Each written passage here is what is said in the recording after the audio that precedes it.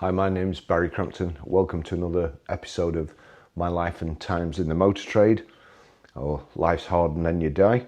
Today's story is called Tracker 1, Criminals Nil. I heard the alarm go off for the third time, but I was on the telephone in my office and I wasn't unduly worried. It was a common occurrence.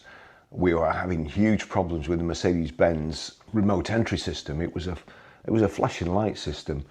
You'd got to click the button, the red light's flashing, you click the button, wait till the light goes green. Unfortunately, when it was cold or raining, nobody could wait. So, honestly, customers were complaining about these systems all the time. If you did it so many times, it would basically lock you out. And then you had to bring it into the garage, and we'd got to code read it and shift the codes before you could use it again. Sometimes also, if you got in the boot before you got in the car, that created loads of problems. Even customers who'd had the cars for months were still doing it. And I was doing it because I was dreadfully impatient. I just couldn't wait for the flipping thing to go off. It seemed to take an age. A couple of months before, we'd had an incident. I saw a suspicious looking pair. They were walking around our compound. I approached them and asked them what they were looking for. And I wasn't really satisfied with their answer, which was something like, "What's it got to do with you? Are you writing a book?" If I'd have known, I'd have said, "No, I'm writing a vlog." But this was 20 odd years ago.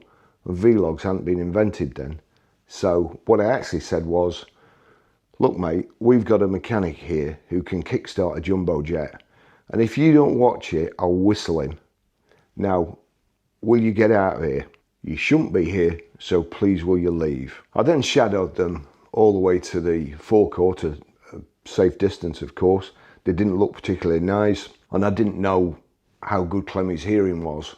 If I whistled him, would he come? They left the premises, walked up the road and got into a black Rover 620. Unfortunately, I wasn't able to read the number plate as it was too far away. But the two undesirables set off in the direction of the local BMW dealer, and I was quite friendly with their sales manager, Ernie. So I rang, asked to be put through, told the receptionist it was urgent. Of course, what happened? I'm on hold, listening to Greensleeves. So I put the phone down and rang again. This time I told her if she'd put me on hold again, it could possibly be the last call she'd ever take. It was really important, and I needed to speak to Ernie urgently. This time she grasped the importance of my message, but Ernie wasn't at his desk. All the sales execs were dealing with customers. So I asked her to get somebody quickly, because I needed to speak to them urgently. But Ernie answered his phone. I explained that I thought he should be on the lookout for a couple of undesirables. No sooner had I told him than he said,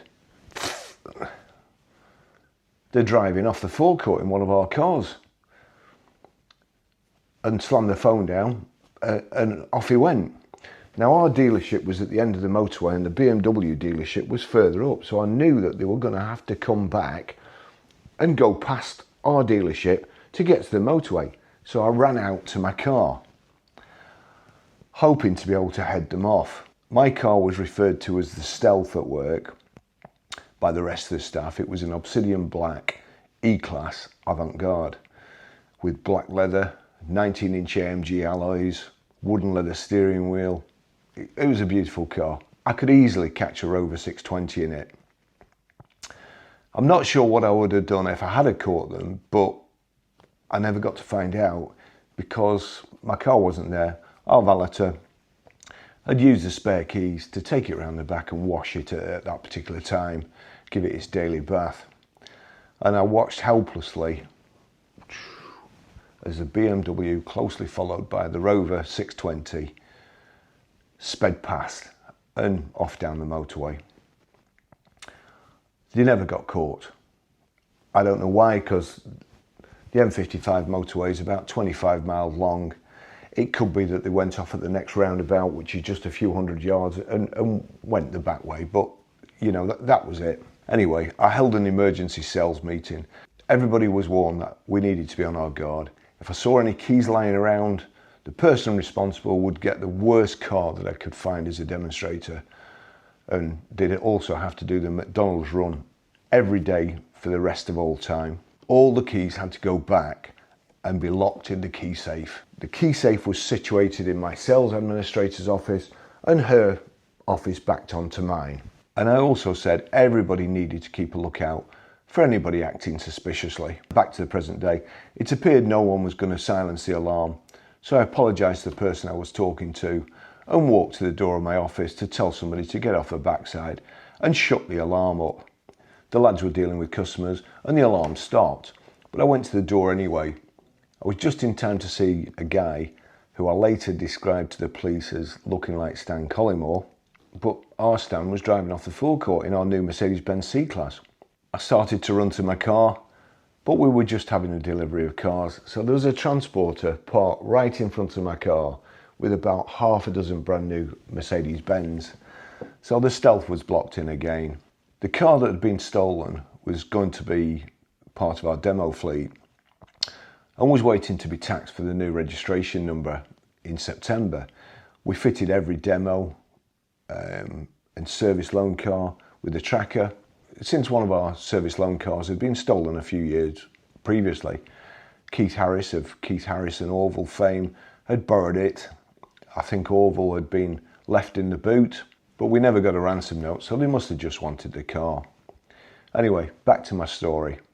I immediately rang Tracker to activate the system, ran back to my office, cut the waiting caller off and called the police. There could be no escape, we had them.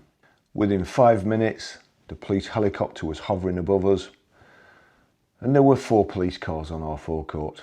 One of the police officers said the tracker signal was being emitted from a car in our compound.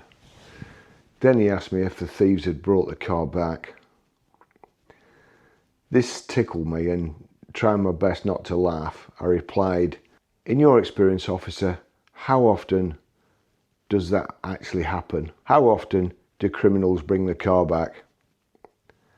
I have to say the police officer wasn't amused, and I made a mental note not to antagonise him any further. Those of you who have listened to some of my previous blogs will know a little about the abilities of my sales administrator, and it was her job to register the trackers that were fitted by our workshop. It dawned on me straight away what must have happened. My sales administrator had got all the registration cards mixed up, and we wouldn't know for sure which one was our demo until we deactivated and removed every last one of the trackers from the cars in stock and matched them up with the cards till we just had one card left. Then we'd know which one had been stolen and where it was. We had a compound full of new Mercedes-Benz vehicles which were all waiting for delivery to the new owners.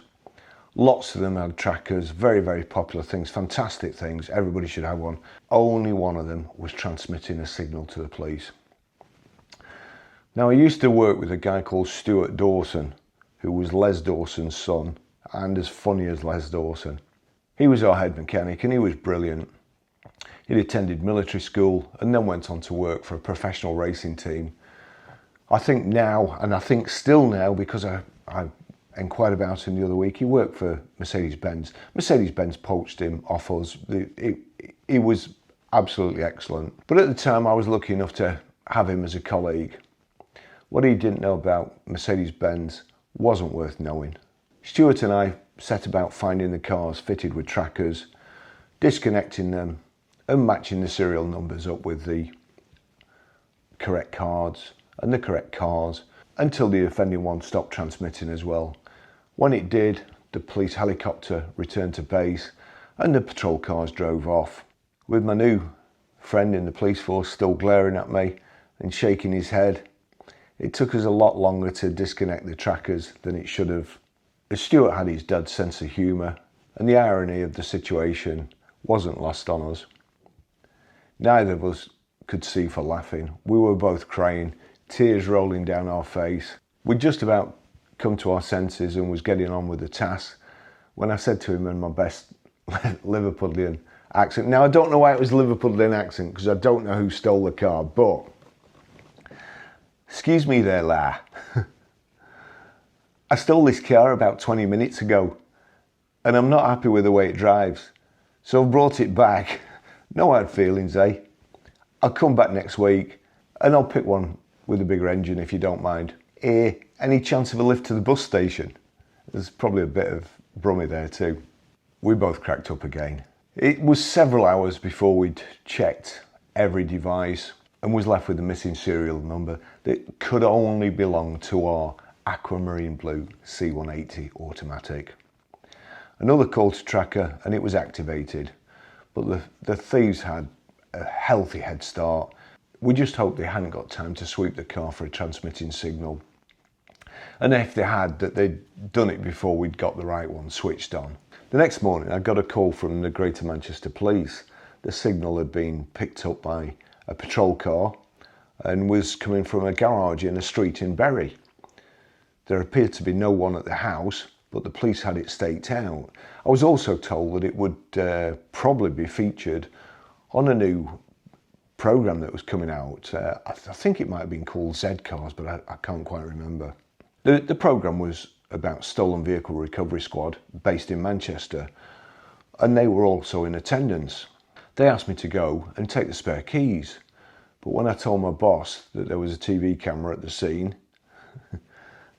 he straightened his tie, flattened his hair and said, "It's best if I go, Barrie." The police found the owner of the house and arrested him at his place of work. Apparently they also arrested a number of other people. When they searched the house, they discovered the location of several stolen cars which weren't fitted with trackers. They also discovered a huge stash of keys from different vehicles that had also been stolen and presumably ringed or dismantled and sold for spares. At the inquest that we held in the sales department, how did they manage to steal the car from us? Well, if it had been anybody else, I wouldn't have believed them. But we had a sales executive who was always immaculately dressed, immaculately groomed, never a hair out of place, creases that you could cut your fingers on in his pants, and you could always see your face in his shoes. He was a nice lad. Impeccable manners. He was always polite. His paperwork was always perfect. He was always cheerful. And he really bugged the rest of us. But only in a nice way. He was a good lad. And he was a great salesman too. On the target board, I'd put him down as Mr. La-di-da Christopher Webben. I hope he don't mind me mentioning his name because I've only got good things to say about him. Now, he explained that he'd been out, he'd taken a customer out for a drive in the demonstrator. When he got back, he removed the trade plates and, as instructed, took the keys back into my sales administrator's office, put them in the key cupboard and pushed the door shut. Now, the thief must have followed him and watched where he put the keys and seized his opportunity when Chris had gone back to his desk to close the customers. Now, because of the time of the year, the key box was absolutely full, 2 keys on each one with a plastic tag. We tried shutting the cupboard a few times, and a couple of times one of the tags got caught in the lock and it didn't allow the door to shut. This is what must have happened. As I say, to this day, I believe Chris. You know, if he said he did that, then he did. It could possibly have been the perfect crime, except that Mercedes-Benz alarm had some teething problems, to say the least, and a brilliant piece of equipment that should be fitted on every car as standard. It's a tracker. I'll put a link in the description. And just to let you know, I'm just going to read this. At the time, they'd recovered 20,266 vehicles valued at £441.8 million and made 2,061 arrests. My boss and our car never made it to the TV programme. Recovery of our vehicle was a bit mundane. It was in a garage. No shots were fired. No one said, "You'll never take me alive, copper." And there wasn't even a car chase. As for Mr. La-di-da Christopher Webben, just in case he had been lying, because I don't really trust everybody, as his new demo, I gave him the aquamarine blue C180 Elegance as his new demonstrator. The rest of us thought it was a girly colour and we wouldn't be seen dead in it. Chris, he couldn't care less. He'd got perfect twin daughters, a beautiful wife, and they all loved the colour of the car. So he was just as cheerful as ever. My punishment didn't work. It was a happy ending for everyone concerned, except perhaps Stan Collymore and the gang of car thieves, who all got caught. I'll put a link in the description to Tracker as well, because I can tell you there's nothing worse than having your car stolen. And there's nothing better than getting it back, knowing full well that the person who's pinched it is going to go to jail for doing it. Recovery highlights. December 2024, 1,925,884 total value recovered. Cars, Mercedes-Benz 46 grand, Toyota RAV4 21,400. Well, there's just loads. Leisure vehicles, motorcycles, LCVs, plant and other equipment. Tracker recoveries 29,276. Number of arrests made 3,110. Other vehicles stolen 3,051. Total value 620 million. 89 tracker recovers December 2024. Totals for December 2024. Number of arrests 3. Number of keys stolen 2. Number of chop shops uncovered due to tracker activation 1. Recovery highlights: Mercedes-Benz C200 Sport worth £15,000 recovered from Chelmsford in under 2 hours, 1 arrest made. Recovery highlights, another one, Lexus UX worth £20,000 stolen from London, recovered in just 30 minutes, 1 arrest made. Well worth getting. Thanks again, Tracker. See you in the next video. Bye bye.